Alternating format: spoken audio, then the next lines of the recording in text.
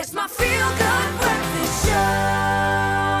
Welcome back. This is your Feel Good Breakfast Show. It is a Tuesday morning, and thank you for joining us at the start of a brand new day. And yeah, we're still in the New Year vibe of things. We're allowed. Of course, a time of the year that fills people on up the 42nd of January. It's a time of year that fills people up with the sense of grabbing opportunities. So this is the time of the year when many people are indeed pounding the pavements to find a job, and the market can be a very tough one. So it's important to be sure that you are primed to knock any job application out of the park. And joining us to share more is the Head of Human Resources at Ooba Group, Roos. Thanks for joining us this morning. Happy New Year to you. Thank you, and to you. Linda, exciting times, but also nerve-wracking times. I think anyone putting themselves out there, they want to put their best foot forward, and it often does start with your CV. That's what you're going to be pumping out there. That's going to be the first impression.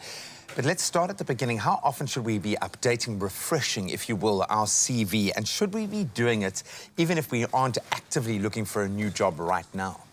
Yes, you should absolutely keep your CV up to date. Your CV should never grow stale. So, you know, when people are talking about dusting off their CV, that's something I don't like to hear. Your CV should always be up to date, even if you're not looking for work. Every time something substantial happens in your career, you acquire a new skill, you should update your CV. It should always be ready to be sent out. Yeah. A great way of taking stock of where you are and of your value, I suppose, even in your current job. Yes. Yeah. Now, on radio, there was a hotly debated question with Anelem, I think it was recently, where the question of whether your face or a portrait of you should be included in your CV or not. So let's quickly settle it once and for all. Okay. What is the ultimate? Is there a definitive answer? So for me, it's a firm no. Really? Okay. I think unless your face is your moneymaker, and if you're in entertainment, or unless you're an estate agent, you're an estate agent, then it's an absolute no for me. And the reason why is that you open yourself up to unconscious bias. You know, we are all inherently, we have very deeply grained stereotypes. And your photo can open you up to discrimination. And it really adds absolutely no value to your CV. I find it quite strange that people still ask for photos. So it's a no for me. We are such poor selectors of our profile pictures. What makes us think that we choose a better picture for our official profile? I've seen some scary ones. So let's take it a step further. We've been accepted for that first round of actual job interviews.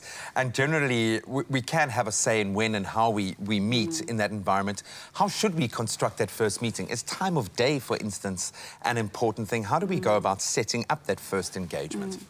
I think if you have the luxury of choice, sometimes an employer doesn't give you a choice, but if you have the luxury of choice, you know, avoid the notorious Monday morning, Friday afternoon, especially in Cape Town. Monday morning, Friday afternoon, try and have something before lunch, not too early in the morning, because you've got traffic to contend with.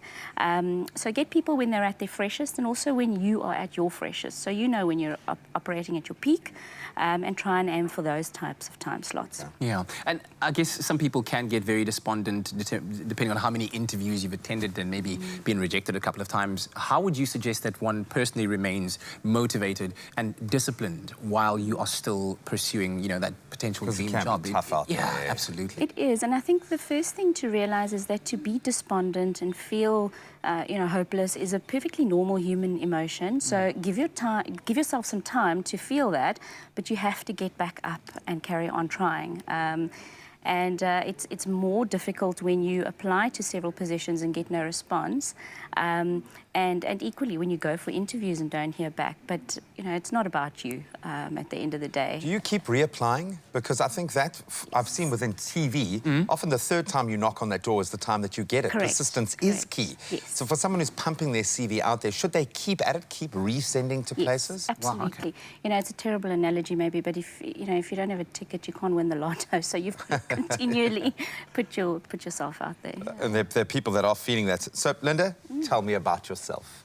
Tell me about yourself. Is there a more terrifying question? Because it's so loaded. It is so loaded in the context of a new job especially. Correct, yes. How do you deal with those, what feel like kind of trick questions? Are they trick questions from an employer's perspective? What are they trying to glean? I don't think they are. I think they're a good way to break the ice.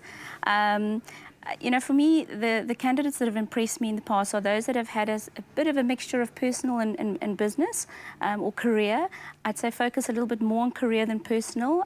Don't delve into where you were born and how many sisters and brothers you have. And so do a little bit of the personal stuff to break the ice, and then speak about your career, about your achievements, about what it is that attracted you to the opportunity, and those kinds of things. You use humour? Absolutely. Oh, wow. You hope that it's on the straight and narrow and you can get the laugh out of that HR manager. But when asked the question, but any other questions you'd like to ask us? How should you respond to that? So you should always go prepared with some questions, and often the interviewer will have given you everything that you actually wanted to ask in the interview. But a good one to always ask is, what is your turnover in this business? Because often, if the organisation has a high turnover, it does give you some indication of what you can expect. And questions around culture. So what do you believe in? What are your values? What is your purpose? What does your organisation stand for? Those are insightful questions. Also questions around where the business is going. So, you know, what are you focusing on now as a business? How are you going to grow and that sort of thing. I would add to that, because having mentors in business really helps. And even if you're not working directly with that person, having a friend in HR, having a friend that's sitting on an echelon above you, so ask for their advice maybe. It shows a lot of respect to someone. I would say with all of these questions, don't be arrogant about it. No. So what's your bottom line here? Why should I work for you, do you think?